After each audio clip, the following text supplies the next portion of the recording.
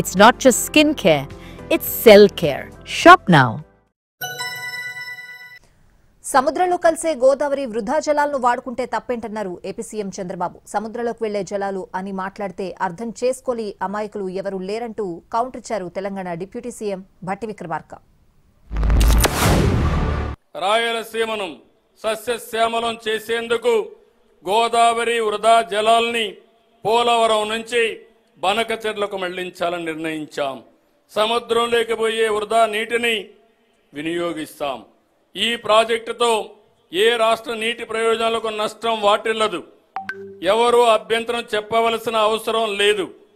వరదలు వచ్చినప్పుడు ఎగువ రాష్ట్రాలు నీటిని విడుదల చేస్తే దిగువ రాష్ట్రంగా అదే వరద నీటిని వాడుకుంటామంటే అభ్యంతరాలు ఎందుకని అడుగుతున్నారు. మిగతా వాళ్ళకి అర్థం కాదు అన్నట్టుగా మాట్లాడితే అది కరెక్ట్ కాదు. ఎందుకంటే నదీ జలాలకు సంబంధించి ఎప్పుడు కూడా ఆయా రాష్ట్రాలకి జలాలు అంటే మిగులు జలాలు కానీ లేకపోతే కేటాయింపులు అయిన తర్వాతనే ప్రాజెక్టులన్నీ పూర్తయిన తర్వాతనే జలాలు ఎన్ని మిగిలి ఉన్నాయని తెలుస్తుంది చెప్పి ఈరోజు వాడుకుంటా ఉంటే మీరు ప్రాజెక్టులు కట్టిన తర్వాత దానికి ఆయకట్టు వచ్చిన తర్వాత రేపు నదీ జలాలు పంపిణీ చేసేటప్పుడు అప్పటికే కట్టి ఉన్నటువంటి ప్రాజెక్టులకు కేటాయింపులు ఇచ్చిన తర్వాతనే మిగతా రాష్ట్రాలకి నదీ జలాలు పంపిణీ చేసే కార్యక్రమం జరుగుతుంది.